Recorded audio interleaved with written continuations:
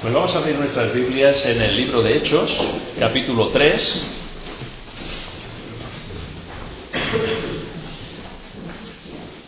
Libro de Hechos, capítulo 3, y leeremos los versículos del 1 al 11.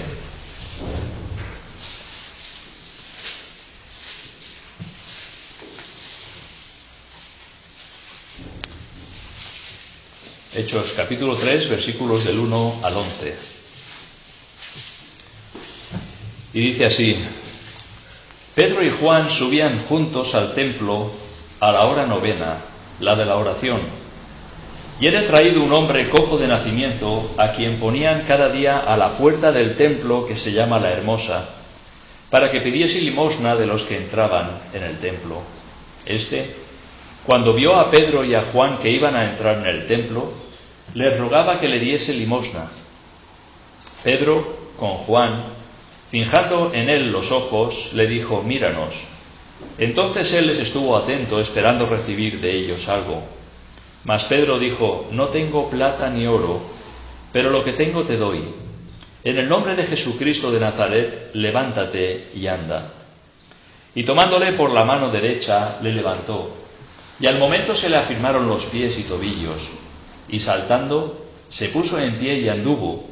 Y entró con ellos en el templo, andando y saltando y alabando a Dios. Y todo el pueblo le vio andar y alabar a Dios. Y le reconocían que era el que se sentaba a pedir limosna a la puerta del templo, La Hermosa. Y se llenaron de asombro y espanto por lo que le había sucedido. Y teniendo asidos a Pedro y a Juan, el cojo que había sido sanado, todo el pueblo, atónito, concurrió a ellos al pórtico que se llama de Salomón. Hasta aquí la lectura, y esto es lo que vamos a estar considerando en esta mañana. Como recordáis, seguramente recordáis, estuvimos viendo la forma en que el Señor estableció su iglesia. ¿Recordáis cuando el apóstol Pedro le dijo esas palabras, esa confesión a Jesús, reconociendo que Él era el Cristo?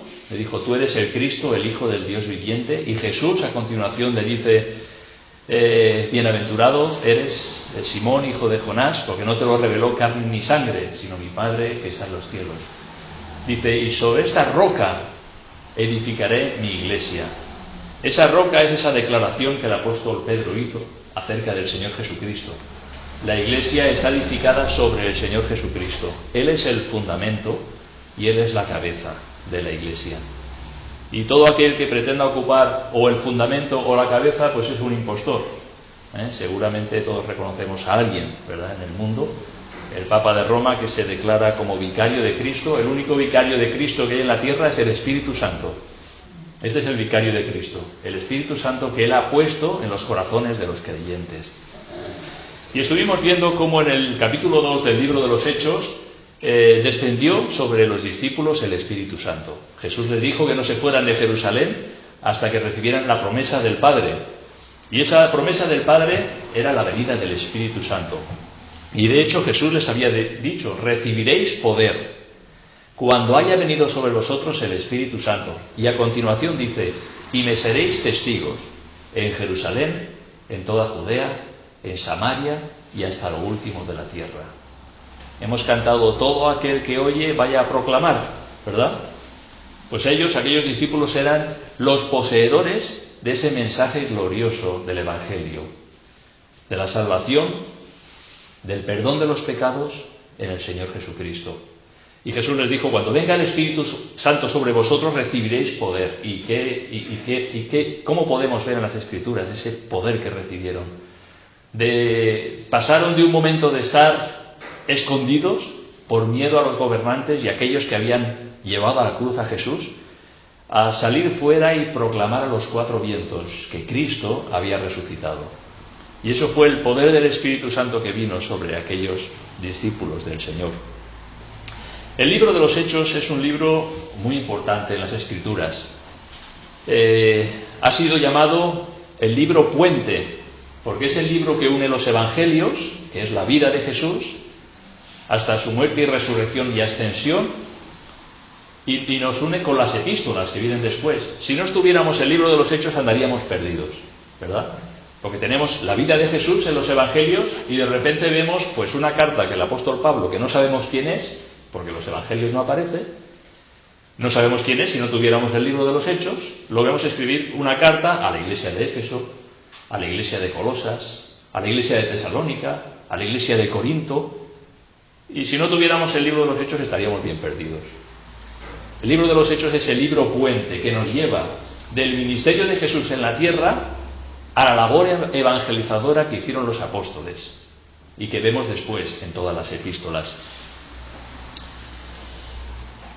Es por medio de este libro de los Hechos que podemos ver cómo la Iglesia se extendió y cómo el Evangelio fue llegando a lugares muy alejados de Jerusalén. Jesús había dicho: seréis testigos míos en Jerusalén, en Judea, Samaria y hasta lo último de la tierra. Y vemos como a través del libro de los Hechos vamos viendo cómo ese Evangelio de la salvación en el Señor Jesucristo se va extendiendo y va llegando a lugares muy alejados de su origen en la ciudad de Jerusalén. Podemos ver cómo el Señor está llevando a cabo la labor de edificar su iglesia. El Señor dijo: edificaré mi iglesia, y el Señor es lo que está haciendo. Lleva 2000 años edificando su iglesia y continúa edificando su iglesia. Esa es la labor llevada a cabo bajo la dirección y guía del Espíritu Santo. En el libro de los Hechos encontramos de una manera sobresaliente los hechos de dos apóstoles. Tenemos al apóstol Pedro como figura principal, podríamos decir, desde el capítulo 1 hasta el capítulo 12, y a partir del capítulo 13 hasta el capítulo 28 encontramos al apóstol Pablo. Y son básicamente las figuras principales, los apóstoles principales que el Señor usó para la extensión del Evangelio y que vemos narrados aquí en el libro de los Hechos. Lucas no estaba tan interesado en narrar los hechos de los apóstoles como en narrar el progreso y extensión de la Iglesia. Recordáis que este libro es una carta que escribió Lucas a Teófilo, un amigo suyo, y le explica cómo se extendió el Evangelio. Y esa es la labor que él nos narra, nos presenta a través de este libro de los Hechos. No dice prácticamente nada del resto de los apóstoles. El Señor escogió a 12. Vemos a Pedro, vemos a Pablo, y los demás apóstoles, ¿dónde están? No nos dice nada de los apóstoles. Y sin duda tuvieron una importante labor evangelizadora donde quiera que fuesen. Es por este motivo que algunos prefieren llamar a este libro el libro de los Hechos del Espíritu Santo, en lugar del libro de los Hechos de los Apóstoles, porque de apóstoles solo habla de 2, ¿verdad? Menciona también a Jacobo, pero no vemos más hechos de los apóstoles, pero sí vemos los hechos del Espíritu Santo usando a estos hombres para el avance, el progreso de la Iglesia y del Evangelio. En el capítulo 2, como he mencionado, vimos cómo el Señor envió al Espíritu Santo y desde ese momento empezó el cumplimiento de las palabras de ser testigos suyos en Jerusalén, y se centra, vemos el libro de los Hechos, los primeros capítulos, como se centra toda la acción en Jerusalén, en alrededores y en la zona de Judea. Y vemos, a medida que va avanzando el libro, como después el Evangelio llega a Samaria, a los samaritanos, y después más adelante como llega a los gentiles, con Cornelio, que fue el primer gentil, el centurión romano que conoció al Señor. Y vemos cómo el Evangelio se va extendiendo. También mencionamos de que muchos de aquellos que estaban en Pentecostés y que escucharon a los apóstoles hablar en lenguas venían de otras naciones, no eran solamente de Jerusalén o de Judea, eran judíos piadosos que vivían en otras naciones y venían a Jerusalén a adorar. Y siendo una festividad importante como era la festividad de Pentecostés, pues había muchísima gente allí, había mucha gente. Y vemos como nos dice en el capítulo 2 y versículo 41 que los que recibieron la palabra fueron bautizados y se añadieron aquel día como 3.000 personas. Fue la primera predicación del apóstol Pedro, el primer discurso de Pedro en Pentecostés. 3.000 personas creyeron en el Señor. Dice, y se añadieron aquel día como 3.000 personas. Y preguntamos, ¿a dónde se añadieron? Se añadieron a la iglesia que el Señor estaba edificando. ¿Cómo fueron añadidas? por medio de la obra del Espíritu Santo, quien trajo convicción de pecado y trajo fe y esperanza por medio de la muerte y resurrección de Cristo. Y también en Hechos 2:47, al final, la última parte del versículo, dice: y el Señor añadía cada día a la iglesia los que habían de ser salvos. También preguntamos, ¿quién añadía a la iglesia los que habían de ser salvos? Nos lo dice el versículo, ¿verdad? El Señor añadía a la iglesia los que habían de ser salvos. Y la pregunta es, ¿a quiénes añadía? Los que habían de ser salvos. La iglesia del Señor está formada por aquellos que el Señor ha salvado en su gracia. Pero esta mañana vamos a ver un poquito más adelante. Hemos pasado Pentecostés, hemos visto la primera predicación de Pedro, hemos visto la obra del Espíritu Santo trayendo convicción de pecado a aquellas personas, y 3.000 personas fueron añadidas a la iglesia. El Señor tocó los corazones, abrió el entendimiento. Quizás muchos de ellos habían visto a Jesús, quizás muchos de ellos habían visto a Jesús obrando milagros, pero realmente al oír, y el mensaje principal de los apóstoles era el hecho de la resurrección de Jesús.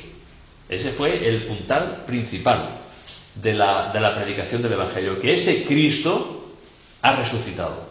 Este Cristo que ha sido crucificado, muerto en la cruz del Calvario, ha resucitado de entre los muertos. Y entonces ahora en el capítulo 3 vemos un poco cómo continuaba, ¿verdad?, la vida de los apóstoles y cómo el Señor iba obrando, continuaba edificando su iglesia, continuaba añadiendo a la iglesia a aquellos que habían de ser salvos. Y vamos a ver los versículos desde el 1, capítulo 3, desde el 1 hasta el 11.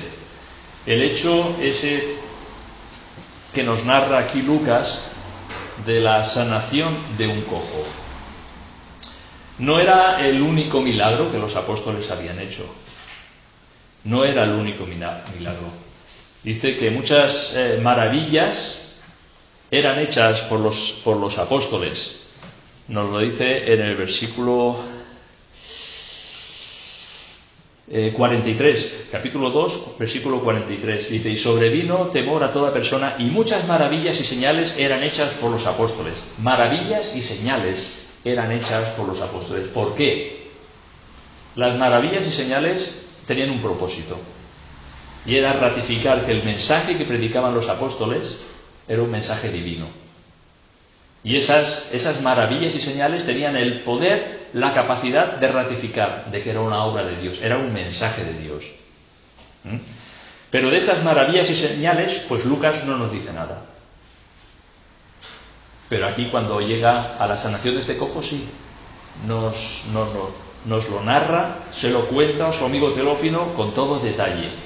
Y vamos a ir viendo un poquito a través de estos versículos cómo sucedió. Dice en el versículo 1: Pedro y Juan, dos de los apóstoles, subían juntos al templo a la hora novena, la de la oración.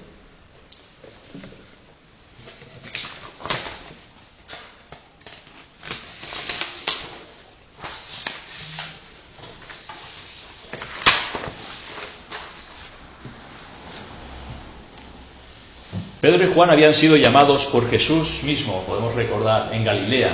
Ellos eran galileos y habían sido llamados por Jesús para que le siguieran. Eran pescadores, de oficio eran pescadores en el mar de Galilea. Y habían sido llamados por Jesús para estar con él, para ser sus discípulos y luego comisionarlos como apóstoles. Habían visto a Jesús hacer muchos milagros, predicar el mensaje del Evangelio. Le habían visto muerto y le habían visto resucitado. Sin duda esto daba un entendimiento de quién era al que oraban, ¿verdad? Dice Juan en el Evangelio de Juan: y vimos su gloria como del unigénito del Padre, hablando de Jesús. Y luego también el apóstol Pedro, cuando narra que vieron a Jesús en el monte de la transfiguración, también como algo glorioso.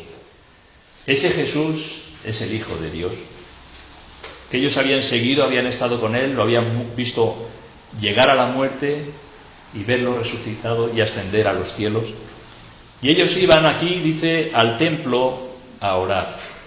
Y yo supongo que esto le daba un mayor entendimiento de aquel al que oraban. Jesús mismo les enseñó a orar, ¿verdad? Padre nuestro que estás en los cielos.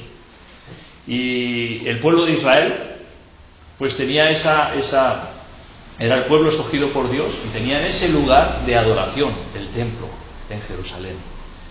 Y no vemos a Pedro y Juan pues que pasasen de ir al templo. O sea, no se desligaron los cristianos inmediatamente ni rápidamente de las tradiciones, podríamos decir, judías, de ir al templo a orar. Tenían por costumbre seguramente, y en ocasiones vemos a Jesús también andar en el templo, enseñar en el templo.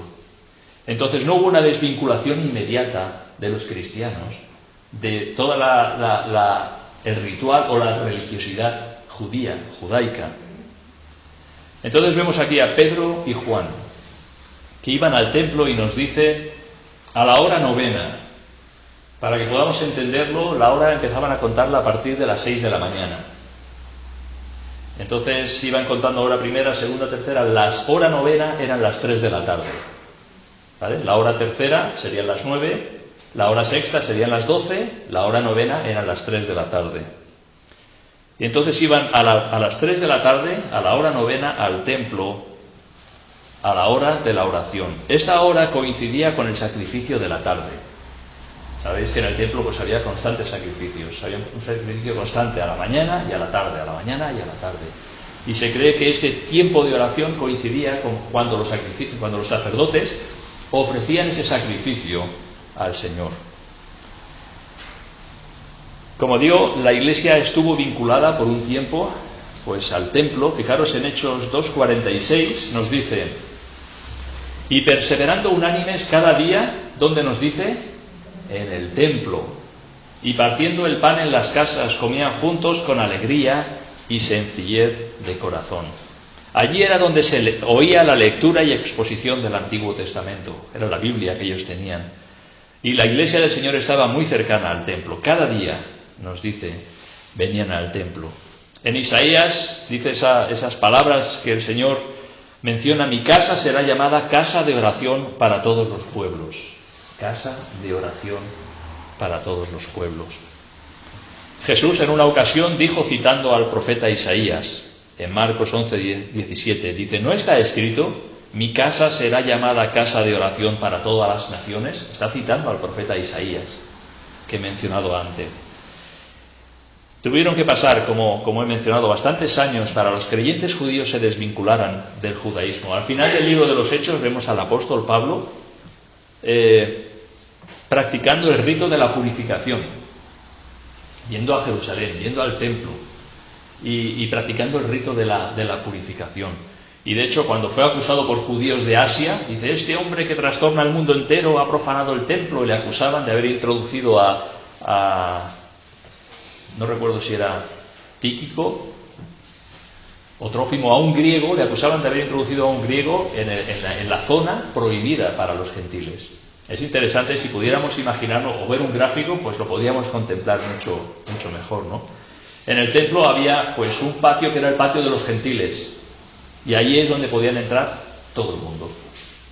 Dice: mi casa, dice, será llamada casa de oración para todos los pueblos. El Señor no excluía a nadie, allí podían entrar. Pero después había un recinto donde había un letrero visible, muy claro, donde solamente estaba permitido el acceso al pueblo de Israel, a los judíos. Cualquiera que entrara por esa puerta siendo gentil sería llevado a la muerte. Era pena de muerte entrar en ese lugar. Era un lugar exclusivo para el pueblo de Israel. Jesús en su ministerio también lo vemos muy vinculado al templo. Menciono 3 versículos en Lucas. Dice en Lucas 19:47: y enseñaba, hablando de Jesús, cada día en el templo. Pero los principales sacerdotes, los escribas y los principales del pueblo procuraban matarle. También en Lucas 21:37: y enseñaba de día en el templo, y de noche se sentaba en el monte que se llama de los Olivos.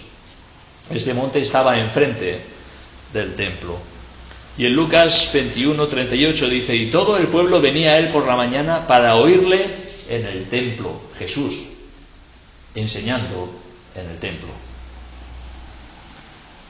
Por lo tanto, había esa vinculación, ¿verdad?, Cuando Jesús ya murió, ascendió a los cielos, los discípulos, ¿dónde iban? Al templo, a orar.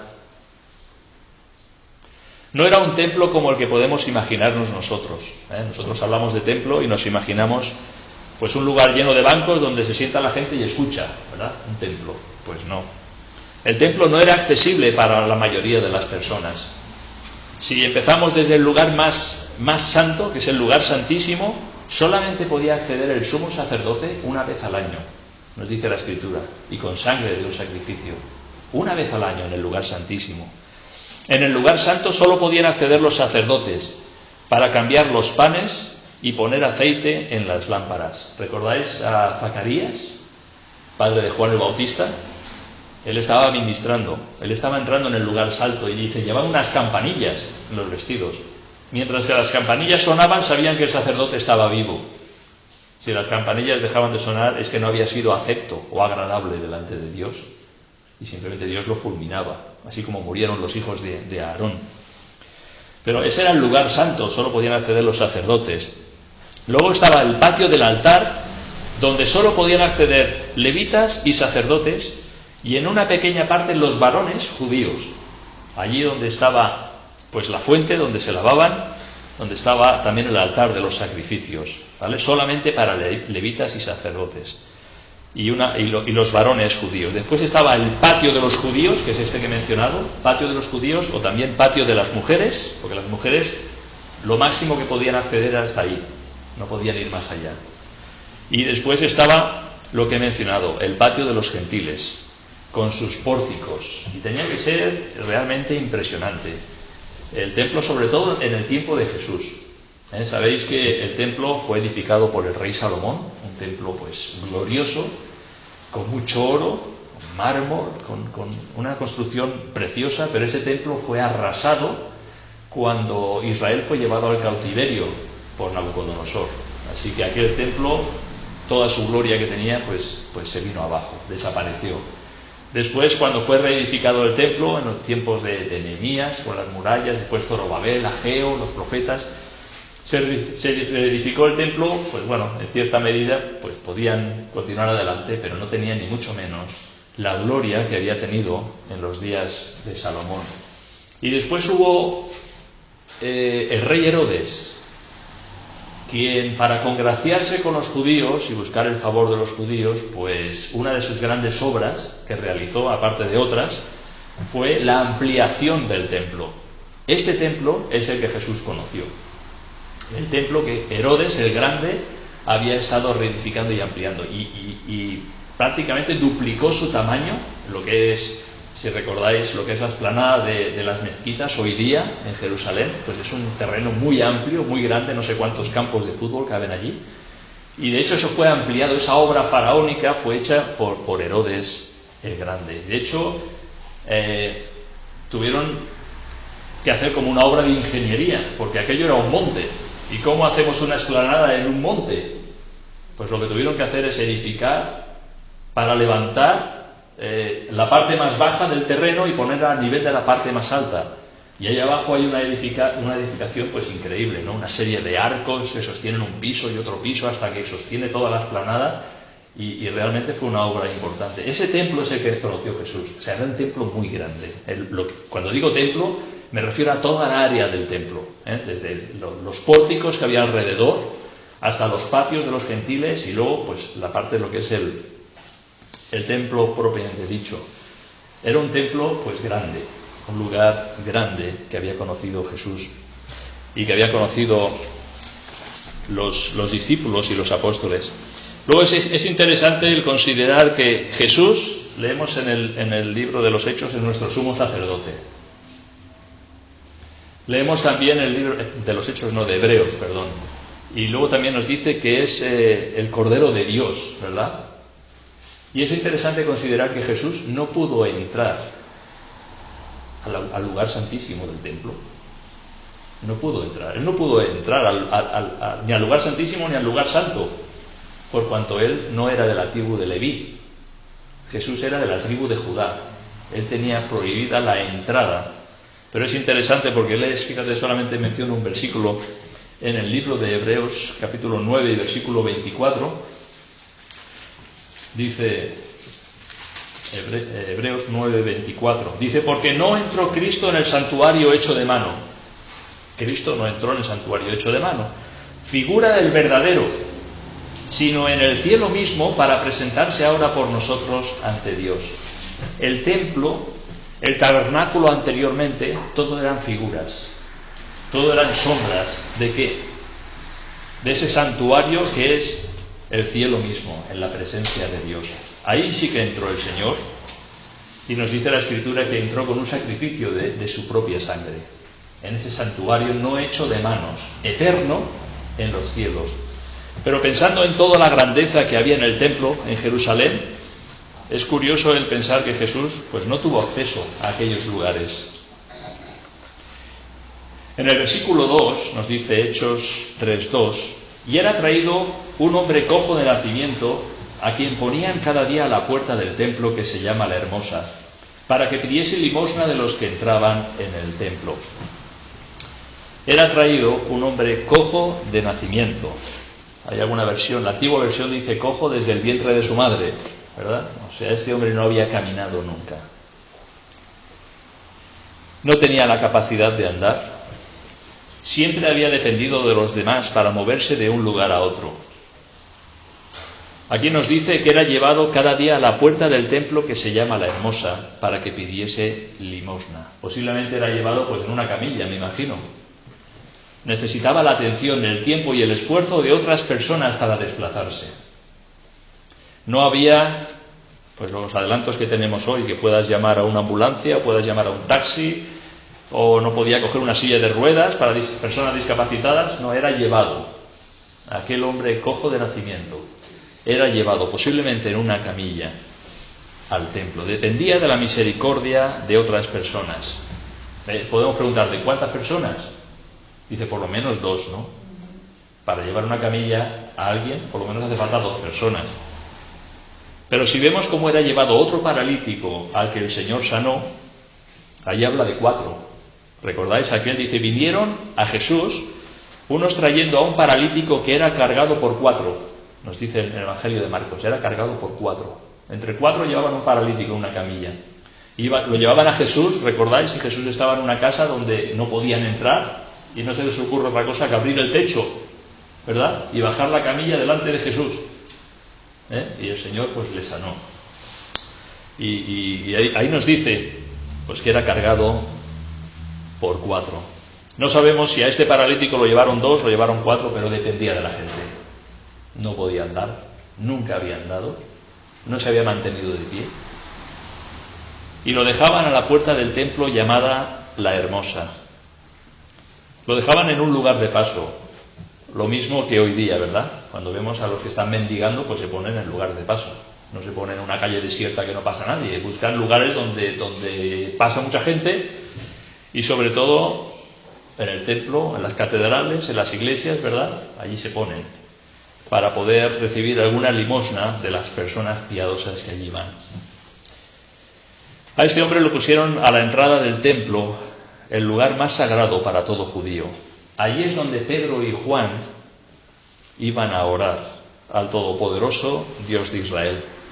Esta puerta llamada La Hermosa solo se menciona en este pasaje y se la identifica con la puerta oriental. Es una puerta que te da acceso a Jerusalén, pero te da acceso al templo. O sea, por esa puerta entras ya directamente en el templo. La Hermosa. De hecho, hay comentaristas que no se ponen de acuerdo si era esa puerta o si era otra más interior, pero yo creo que, por lo que he estado viendo, se refiere más a esta puerta exterior, este muro exterior. Allí tenía posibilidad de recibir limosna, no solamente de los judíos que entraban en el otro lugar. Allí podía recibir limosna también de los gentiles, piadosos, ¿verdad? Pues seguramente se pondría en el puesto más concurrido, y seguramente no era el único. Seguramente había muchas personas que se ponían allí para pedir limosna.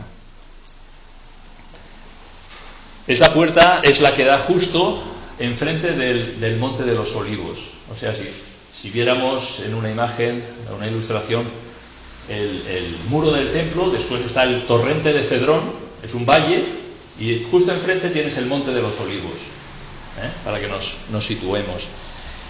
También recordar que este templo, este monte, toda esta edificación fue destruida por los romanos en el año 70 después de Cristo y todo quedó desolado. Años después los árabes reconstruyeron y edificaron sus mezquitas que están hoy día allí. La cúpula de la roca y la mezquita de Al-Aqsa pues está donde estaba el templo, y se cree que el lugar santísimo del templo es justo donde está la cúpula de la roca. Justo ahí es donde se cree que estaba. Y ahí lo tienen cogido, ¿verdad? Ahí no lo sueltan. La palabra del Señor nos habla de que volverá a reedificarse el templo. Y de hecho los judíos pues hablan mucho, ¿no?, de la reconstrucción y la preparación de la reconstrucción del tercer templo, según le llaman. Pero esta puerta que estamos hablando, esta puerta de la Hermosa que da hacia el torrente de Cedrón, pues fue tapiada. Los musulmanes la tapiaron para cortar el acceso a los edificios musulmanes. Esto fue en el año 810 y desde entonces pues es una puerta que ha permanecido cerrada. De hecho es una puerta que está tapiada. Tú ves los arcos de la puerta, pero todo roca. Está tapiada para que nadie pueda entrar. Pues se cree que esta puerta era la puerta hermosa. Otros dicen que era una puerta más interior, le llaman puerta de Nicanor porque era una puerta de bronce, que cuando le daba el sol brillaba mucho y era muy esplendorosa, y de hecho también hablan de un milagro con esa puerta. Esto viene de la tradición judía, creo.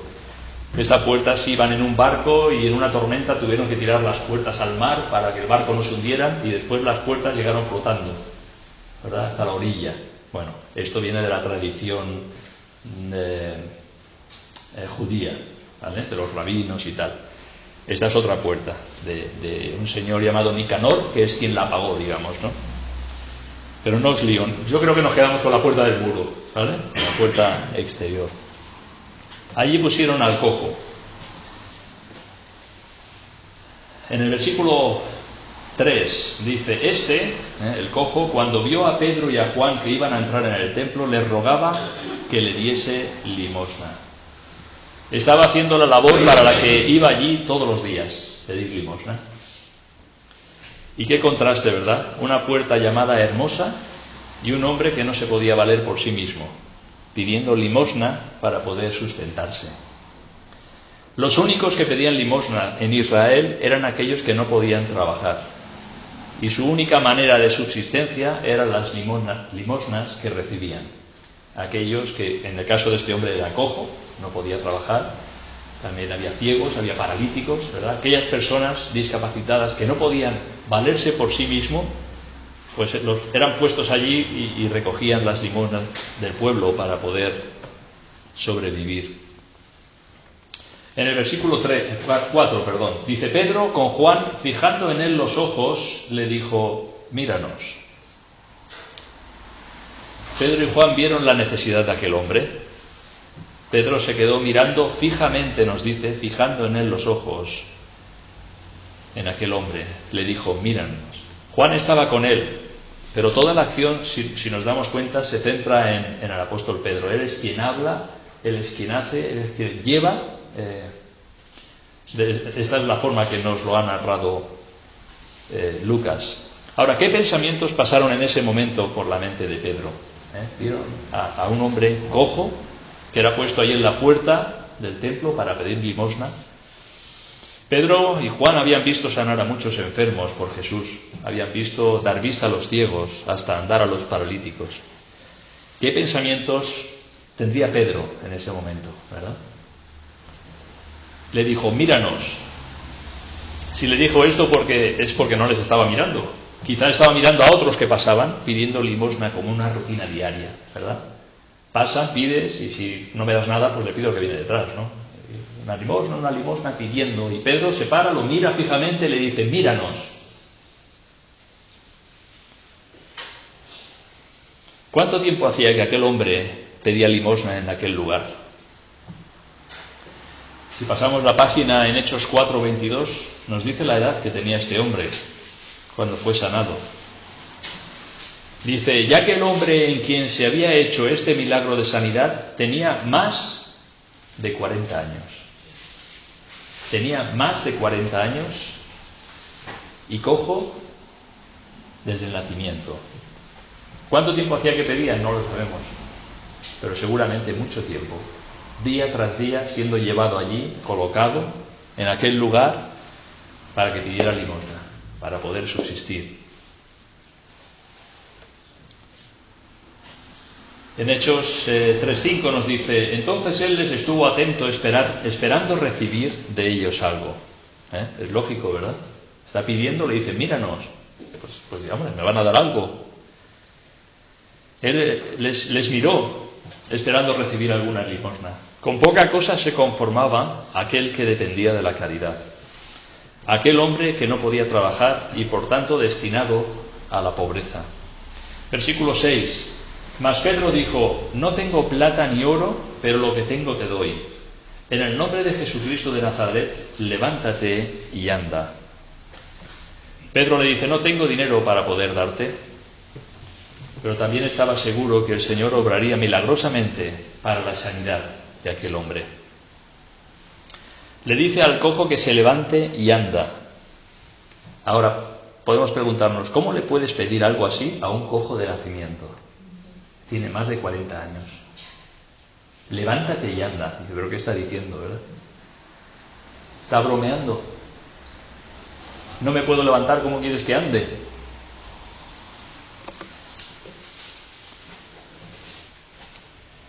Seguramente también escuchó el nombre de Jesús, ¿verdad? Cuando lo menciona aquí Pedro: en el nombre de Jesucristo, levántate y anda. Seguramente él había oído hablar de Jesús, si estaba allí en Jerusalén, y sabía que lo habían crucificado. Es posible que en alguna ocasión hubiera visto a Jesús, quien acostumbraba a ir al templo, y precisamente muchas veces nos dice que Jesús venía del Monte de los Olivos y entraba en el templo, y es posible, era la puerta más cercana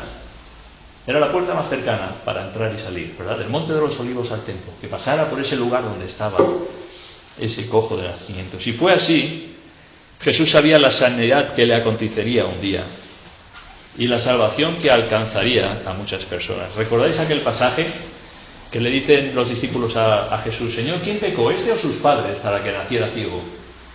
Y le dice Jesús: no es que pecó ni este ni sus padres, sino para que las obras de Dios se manifiesten en él.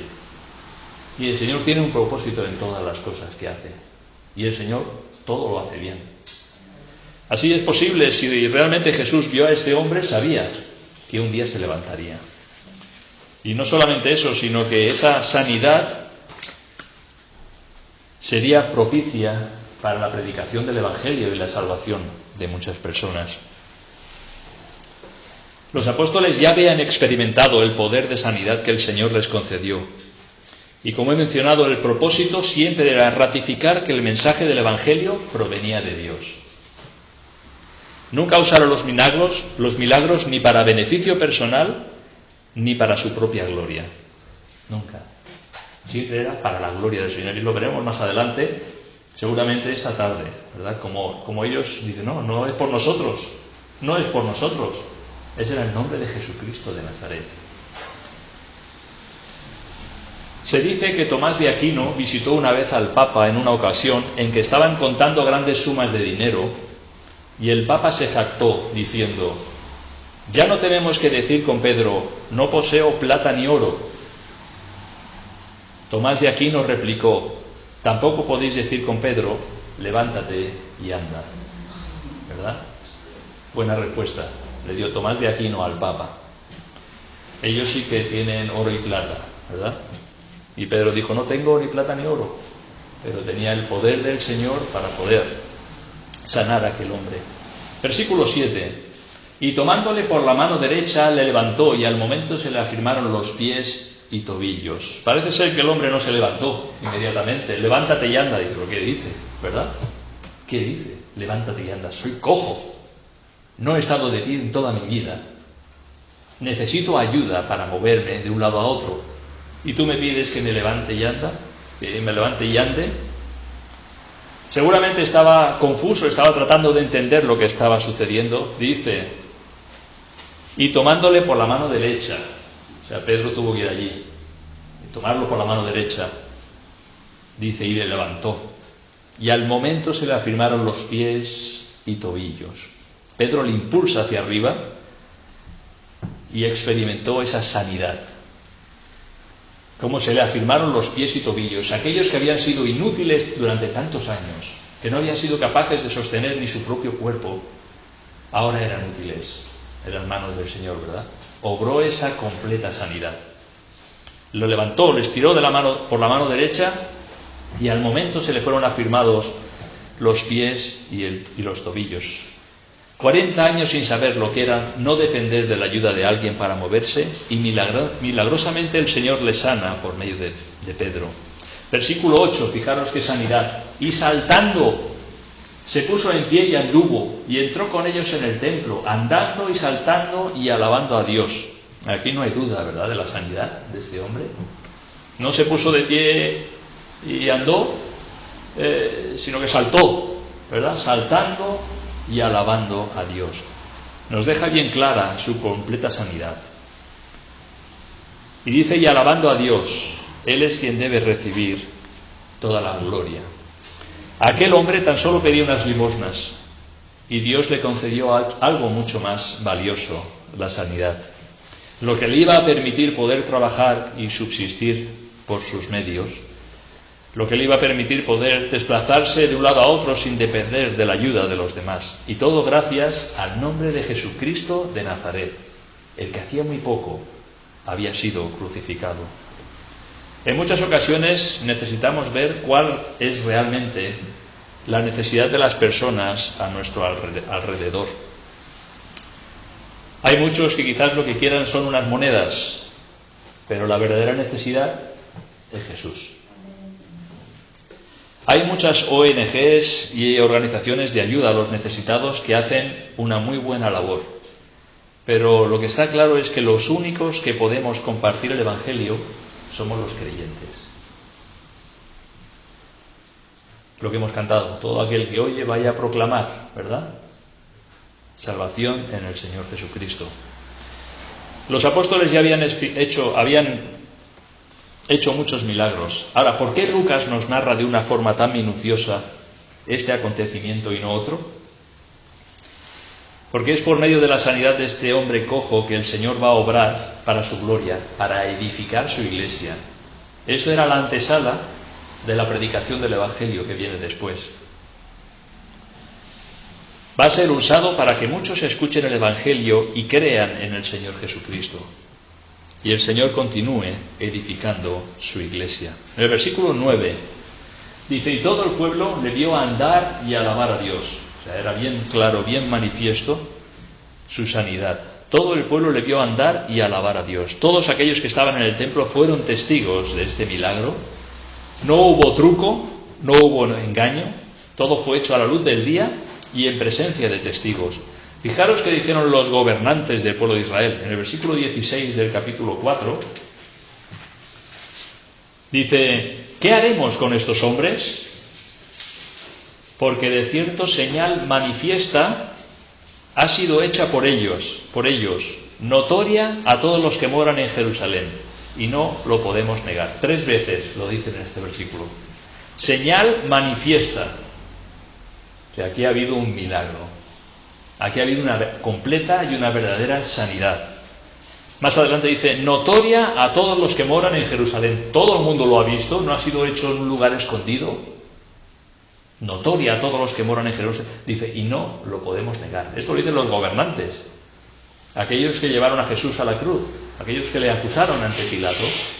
Y aquellos que, más adelante vamos a ver, comenzaron a perseguir a la iglesia. No lo podían negar. Todo el pueblo le vio andar y alabar a Dios. En el versículo 10 dice, y le reconocían que era el que se sentaba a pedir limosna a la puerta del templo, la hermosa, y se llenaron de asombro y espanto por lo que le había sucedido. Claro que le reconocían. Posiblemente aquel hombre iba un día así y otro también, ¿verdad? Porque allí estaba, para poder subsistir, a pedir limosna, y la gente lo veía entrar y salir, y muchos quizás pues le habían dado limosna. Era conocido, no era famoso, pero era conocido por todos los que por allí pasaban, por la puerta la hermosa. Se llenaron de asombro y espantados por lo que habían visto, dicen. Y versículo 11, Y teniendo asidos a Pedro y a Juan, el cojo que había sido sanado, todo el pueblo atónito concurrió a ellos al pórtico que se llama de Salomón. No lo soltaba. El cojo tenía asidos a Pedro y a Juan. Y no lo soltaba. Fíjate. Imagínate experimentar esa completa sanidad, ¿verdad? Y los tenía asidos. Y allí la gente que pasaba y que concurría, dice, se juntaron a ellos, el pueblo atónito concurrió a ellos al pórtico que se llama de Salomón. Esto era la parte exterior del templo, el muro exterior, pues ahí estaba lo que es el pórtico de Salomón. He visto alguna representación que es muy interesante, es como un pasillo largo, lleno de columnas, donde la gente pues hablaba. Ahí seguramente era donde Jesús enseñaba. La iglesia del Señor era donde se reunía, en el pórtico de Salomón. Pues allí inmediatamente pues se agolpó la gente. ¿Qué ha pasado? Y ahí el cojo asiendo a Pedro y a Juan, ¿verdad? Estaba experimentando la liberación de la atadura que había sufrido durante toda su vida. Seguramente no se quejaba de que no le habían dado ninguna limosna, ¿verdad? Qué contraste, ¿verdad? A veces hay personas en este mundo que piden limosna, de todo tipo, ¿verdad? Y el Señor está dispuesto no solo a darte limosna, sino a darte mucho más. Siempre hay más abundancia con el Señor. Ahora, algunas conclusiones que podemos sacar de este pasaje, ya para terminar y brevemente. Algunas conclusiones. Pedro y Juan iban juntos al templo a la hora de la oración. Lo que podemos ver es que no descuidaban su vida espiritual. No, yo ya conozco a Jesús, yo ya he estado con Él, yo ya lo he escuchado, ¿yo para qué voy a ir al templo ahora? No necesito ir al templo ahora. Cuidaban su vida piadosa, su vida espiritual.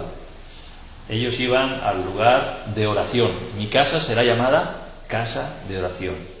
Y allí es donde iban a orar.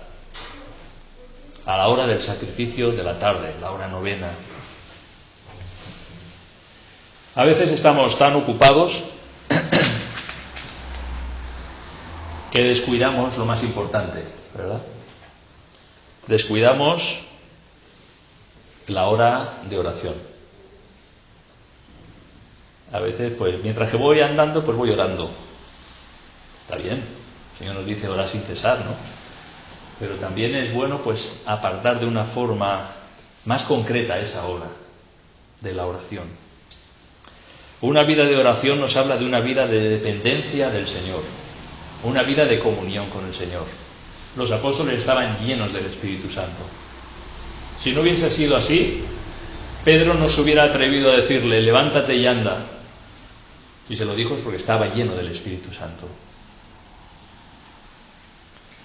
Cuanto más dependemos del Señor, más madurez espiritual hay en nosotros. Es al revés que en la vida. Tú cuando ves a un niño que va creciendo, cuanto más independiente se hace, pues más maduro es, ¿verdad? Va creciendo, es más independiente. El joven ya no necesita a su papá, a su mamá. Más independiente, más maduro. Espiritualmente es todo lo contrario. Es cuanto más dependemos del Señor, cuando somos más maduros espiritualmente. Cuando más vamos al Señor en la oración, cuando más recurrimos a Él para todas las cosas de nuestra vida, es cuando más maduros somos. La dependencia del Señor. ¿Qué es lo que el Señor dijo en Juan 15:5? Yo soy la vid, vosotros los pámpanos. El que permanece en mí y yo en él, éste lleva mucho fruto, porque separados de mí nada podéis hacer. Separados de mí nada podéis hacer. Y esto era para Pedro, para Juan y para nosotros. La necesidad de la dependencia del Señor y no descuidar nuestras vidas espirituales, porque son precisamente aquellas las que más necesitamos para ir adelante en nuestro crecimiento espiritual. En segundo lugar, Pedro y Juan vieron la necesidad de un hombre. A veces estamos tan ocupados con nuestras cosas que no dejamos de mirarnos en nuestro espejo particular. Tenemos un espejo que es para mí, para verme yo.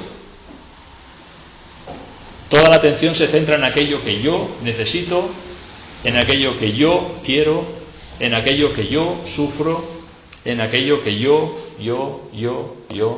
para mí. Y el Señor quiere que aprendamos a no mirarnos tanto a nosotros y que miremos más a los que nos rodean. Sobre todo a aquellos que tienen una verdadera necesidad espiritual. No tanto yo, sino los demás. Y Pedro y Juan, ¿qué hicieron? Dice, fijando en él los ojos. Podían haber pasado. Dice, yo voy a la hora de la oración, al templo. Ahora, por cierto, no tuvieron el tiempo de la oración. Este día el Señor no tenía para ellos el tiempo de la oración. Tuvieron el tiempo de la predicación, que lo veremos en esta tarde. Pero ver la necesidad espiritual de aquellos que nos rodean. Y en tercer lugar, Pedro y Juan le dieron al cojo lo que no pidió. No le dieron ni plata ni oro. El cojo pedía una limosna, ellos le ofrecieron algo infinitamente superior. Hay muchos que solo tienen un interés material, pero el Evangelio es verdadera riqueza espiritual, riqueza del alma. Unas monedas a aquel cojo le hubieran servido para continuar su triste existencia. Sin embargo, en el nombre de Jesús, aquel hombre recibió libertad de su enfermedad. La ayuda que nosotros podamos dar a alguien en necesidad es buena, pero muy limitada. La verdadera ayuda es conducir a las personas a Cristo. En Lucas 15:7 dice, os digo que habrá más gozo en el cielo por un pecador que se arrepiente que por 99 justos que no necesitan de arrepentimiento. Aquel día que Pedro y Juan iban al templo a orar, se cambió el culto de oración por un culto evangelístico. Y este es el preámbulo, ¿vale? Este es el preámbulo. Esto es lo que sucedió inmediatamente antes de que Pedro comenzase a hablar, en lo que sería su segunda predicación en el libro de los Hechos. Pero vamos a dejarlo aquí, habiendo visto pues, la forma milagrosa en la que ese hombre recibió esa completa sanidad que tenía asidos a Pedro y a Juan, y no me cabe duda que aquel hombre realmente creyó ¿en quién? ¿En Pedro y en Juan? Más bien creyó en Jesucristo de Nazaret, por quien él había recibido esa completa sanidad. Pues que el Señor bendiga su palabra, y luego esta tarde seguiremos con los versículos que continúan, viendo esa predicación del apóstol Pedro, esa situación que se presentó sin buscarla, donde mucha gente vino, estaban atónitos, espantados, perplejos de lo que había acontecido, y Pedro dice, ¿nos vamos a orar? Dice, este es un buen momento de hablar del Señor Jesucristo y que ha resucitado de entre los muertos, y es por el nombre de Jesús que este hombre ha sido sanado. Pues que el Señor lo bendiga.